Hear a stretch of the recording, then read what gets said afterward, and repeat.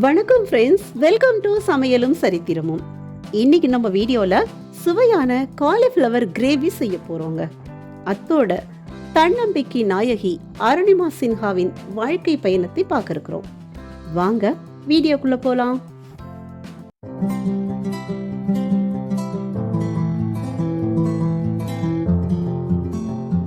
400 gram cauliflower எடுத்து அதை clean பண்ணி வச்சுருக்கீங்க. ஒரு பாத்திரத்தில் தண்ணி கொதிக்குது. அதில் கொஞ்சமாக மஞ்சள் பொடியும் உப்பும் சேர்த்துட்டு இந்த காலிஃப்ளவரை நம்ம ஒரு 5 நிமிஷம் மட்டும் வேக வச்சுக்க போகிறோங்க. காலிஃப்ளவர் நல்லா இதில் கலந்து விட்டுட்டு ஒரு மூடி போட்டுட்டு 5 நிமிஷம் வேக வைக்கலாங்க. இது ஒரு பக்கம் இருக்கட்டும். அடுத்து ஒரு கடாயில் கொஞ்சம் எண்ணெய் சூடு பண்ணிக்கலாங்க. எண்ணெய் நல்லா சூடானதுக்கப்புறம் 300 கிராம் பெரிய வெங்காயம் கட் பண்ணியிருக்கீங்க. அது கூட 3 பச்சை மிளகாய் சேர்த்துட்டு நல்லா வதக்கிக்கலாம்.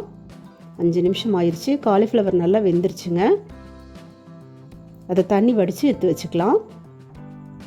இந்த வெங்காயத்து கூட 2 ஸ்பூன் அளவுக்கு இஞ்சி பூண்டு பேஸ்ட்டு சேர்த்துக்கலாங்க. சேர்த்துட்டு இஞ்சி பூண்டோட பச்சை வாசனை போகிறதுக்கு ஒரு 5 நிமிஷம் வரைக்கும் நல்லா வதக்கி விட்டுக்கலாங்க. அடுத்தது 250 கிராம் தக்காளி கட் பண்ணியிருக்கீங்க. அதையும் இதில் சேர்த்துட்டு நல்லா வதக்கிக்கலாம்.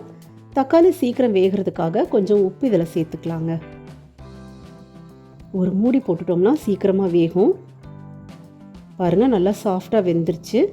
ஆஃப் பண்ணிவிட்டு 2 ஸ்பூன் அளவுக்கு மல்லித்தூள், 1 ஸ்பூன் அளவுக்கு கரம் மசாலா, 1 ஸ்பூன் அளவுக்கு வரமிளகாத்தூள் சேர்த்துக்கலாங்க.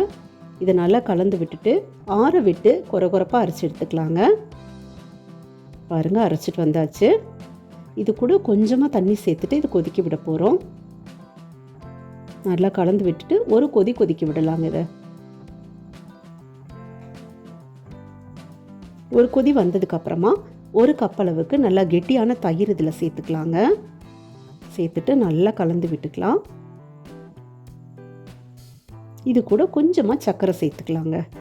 சர்க்கரையும் சேர்த்துட்டு நல்லா கலந்துட்டு ஒரு 5 நிமிஷம் இதை நல்லா கொதிக்க விட போகிறோங்க. 5 நிமிஷம் கொதிச்சதுக்கு அப்புறமா வேக வச்சு தண்ணி வடிச்சிருக்கக்கூடிய காலிஃப்ளவர் இதில் சேர்த்துக்கலாம். காலிஃப்ளவர் நல்லா கலந்து விட்டுட்டு மூடி போட்டு மறுபடியும் ஒரு 5 நிமிஷம் கொதிக்க விட்டுக்கலாங்க. அவ்வளோதான், கிரேவி ரெடி ஆயிடுச்சு. கடைசியில் கசூரி மேத்தி, வெந்தயக்கீரை காய வச்சது வீட்லேயே ரெடி பண்ணிடுதுங்க. அதை தூவிட்டு இறக்கிக்கலாம். கொத்தமல்லி தூவி பரிமாறிக்கலாங்க. சப்பாத்தி, பூரி, பரோட்டா, நான் எல்லாத்துக்கும் சூப்பரான சைட் டிஷ்ஷுங்க. ரொம்ப ரொம்ப டேஸ்டியாக இருந்தது. கண்டிப்பாக நீங்களும் உங்கள் வீட்டில் ட்ரை பண்ணி பாருங்கள்.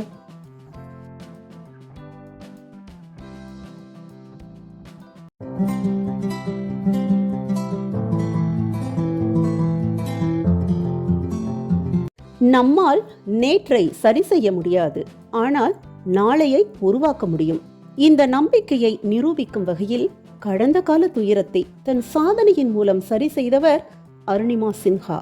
1988 உத்தரப்பிரதேசம் அம்பேத்கர் நகர்ல நடுத்தர குடும்பத்தில் பிறந்தார் அருணிமா. தந்தை சிறு வயதில் இறந்துவிட அக்காவின் கணவரான துணை ராணுவ படை வீரர் ஓம் பிரகாஷ் ஒரு அப்பா போல இருந்து இவங்களை பார்த்துக்கிட்டாங்க. கால்பந்து, கைப்பந்துன்னு விளையாடி தேசிய அளவில் வாலிபால் வீராங்கனையாக முன்னேறிய அருணிமா பட்ட மேற்படிப்புடன் சட்டமும் படிச்சாங்க. அவங்களுக்கு மத்திய தொழில் பாதுகாப்பு படையில தலைமை காவலர் பதவிக்கான அழைப்பு வந்ததுங்க. அதில் அருணிமாவின் பிறந்த தேதியில் பிழை இருந்ததுனால அதை சரி செய்யறதுக்கு அவங்க டெல்லி போக வேண்டியிருந்தது. 2011 ஏப்ரல் 11 லக்னோவில் இருந்து பத்மாவத் எக்ஸ்பிரஸில் பொது வகுப்பில் பயணம் செஞ்ச போது அவங்களோட அம்மா ஆசையா அவங்களுக்கு போட்டு விட்டிருந்த தங்க செயினை 4-5 முரடர்கள் பறிக்க முயன்றனர். அவங்கள தடுக்க முயன்று போராடிய அருணிமாவை ஒரு முரடன் ஓங்கி உதைக்க ரயில் பெட்டியிலிருந்து வெளியே தண்டவாளத்துல விழுந்துட்டாங்களாம். அதிர்ச்சியில் கிடந்த அருணிமா இன்னொரு ரயில் தூரத்துல வர்றதை பார்த்துட்டு எழுந்திருக்க முயற்சி பண்ணியிருக்காங்க. ஆனா 1 இன்ச்சு கூட நகர முடியலங்க. அதற்குள் நெருங்கிய ரயில் ஏறினதுனால அருணிமாவின் இடது கால் முட்டிக்கு கீழே நசுங்கியே போயிருச்சுங்க. வலது காலிலும் அடி. அந்த கொடூரமான இரவில் 40க்கும் மேற்பட்ட ரயில்கள் கடந்து போனுச்சான். மெல்ல மெல்ல சுய நினைவை இழந்த அருணிமாவை காலையில பார்த்த கிராம மக்கள் அவங்களுக்கு உயிர் இருக்கிறத தெரிஞ்சுக்கிட்டு பரேலி மருத்துவமனைக்கு கொண்டு போயிருக்காங்க. காலில் உடனே ஆபரேஷன் பண்ணியாக வேண்டிய அவசரம். மயக்க மருந்து நிபுணர் கூட இல்லாத மருத்துவமனை. ஆனா வலி பொறுக்க முடியாத அருணிமா மயக்க மருந்து இல்லாமலேயே ஆபரேஷனை உடனே தொடங்குங்க அப்படின்னு அழுத்தமா சொல்லிட்டாங்களாம். கம்பவுண்டர் ஒருத்தர் ரத்தம் கொடுக்க அருணிமாவுக்கு ஆபரேஷனும் தொடங்கிடுச்சுங்க. ஃபுட்பால், வாலிபால்னு விளையாடி துள்ளி திரிந்த அர்னிமாவின் இடது கால் அவங்க கண் முன்னாடியே வெட்டி எடுக்கப்பட்டதாம்.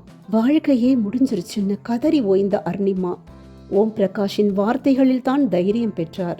போதிய மருத்துவ வசதி இல்லாத அந்த வீராங்கனையின் அவல நிலையை மீடியாக்களின் கவனத்துக்கு கொண்டு வந்தார் ஓம். பிறகு அரசியல் தலைவர்கள் உள்ளிட்ட பலரோட உதவி அவங்களுக்கு கிடைச்சதுங்க. லக்னோவில் கிங் ஜார்ஜ் மருத்துவ பல்கலைக்கழகத்தில் சேர்க்கப்பட்ட அவங்களுக்கு வலது கால் எலும்பு முறிவுக்கான அறுவை சிகிச்சை மேற்கொள்ளப்பட்டு இரும்பு ராடு வைக்கப்பட்டது. கொஞ்சம் கொஞ்சமாக அர்னிமாவின் உடல்நிலை தேரும் சமயத்துல இந்த விபத்தே ஒரு நாடகம்னு ஒரு பிரச்சனை கிளம்ப அதையும் சமாளித்து தன்னுடைய நியாயத்தை நிரூபித்தார் அர்னிமா.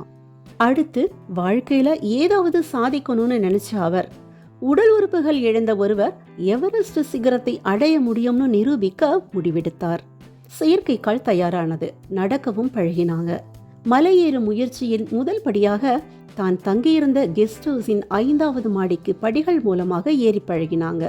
முதல்ல எவரெஸ்ட் சிகரம் ஏறிய இந்திய பெண்மணியான பச்சேந்திரி பாலை சந்தித்தார். அவரின் உற்சாகத்தாலும் ஒரு துணையாலும் 2012 உத்தர்காசியில் உள்ள டாடா ஸ்டீல் ஃபவுண்டேஷனிலும் அதன் பிறகு நீரோ இன்ஸ்டிடியூட் ஆஃப் மவுண்டேனியரிங்கிலும் பயிற்சியை தொடங்கினார்.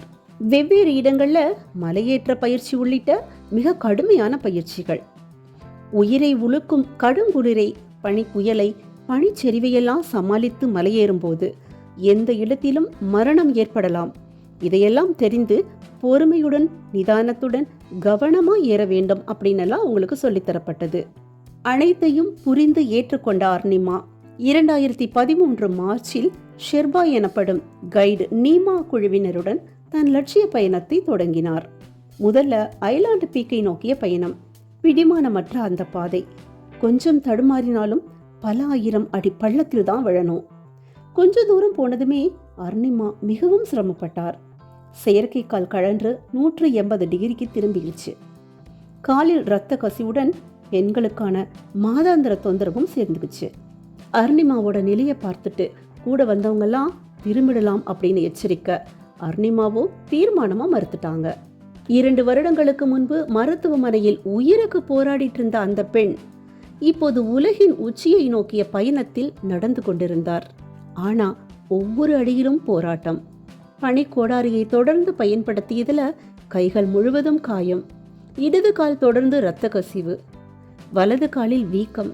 செயற்கை கால் பழுதாயிட்டதுனால எடுத்து வந்த எக்ஸ்ட்ரா காலை பொருத்திக்கிட்டாங்க. உச்சியை அடைய 2 மணி நேரம் இருக்கிற போது அர்னிமாவோட ஆக்சிஜன் சிலிண்டர் தீரும் நிலைக்கு வந்துருச்சு. கைடு நீமா திரும்பிடலாம், திரும்பி போகவும் ஆக்சிஜன் வேணும் அப்படின்னு எச்சரிச்சாங்க. ஆனா அருணிமா அப்பவும் பின்வாங்கவில்லை. உற்சாகமாக எட்டி வைக்க தொடங்கினாங்க. 2013 ஆண்டு மே மாதம் 21 தேதி காலை 10:55க்கு அருணிமா உலகின் உச்சியான எவரெஸ்டில் கால் பதித்தார். தேசிய கொடியுடன் வீடியோவும் எடுத்துக்கிட்டாங்க. ஏறுவதை விட இறங்குவது இன்னும் கடினமா இருந்தது. அப்போ வழியில யாரோ வைத்துவிட்டு போன பாதி ஆக்சிஜன் சிலிண்டர் போக இருந்த அருணிமாவின் உயிரை மீண்டும் காப்பாற்றியது. வெற்றிகரமாக தரையிறங்கினார் அருணிமா. அர்ப்பணிப்புடன் உழைத்தால் எதையும் சாதிக்கலாம் என நிரூபித்து இன்று பெண் இனத்திற்கு மட்டுமல்ல மனித குலத்திற்கே தைரியமாய் திகழ்கிறார் அருணிமா சின்ஹா. இந்த வீடியோ உங்களுக்கு பிடிச்சிருந்தா லைக் பண்ணுங்க. நம்ம வீடியோக்களை தொடர்ந்து பார்க்க சப்ஸ்கிரைப் பண்ணுங்க. உங்களுக்கு பிடிச்சவங்களோட ஷேர் பண்ணுங்க. நன்றி.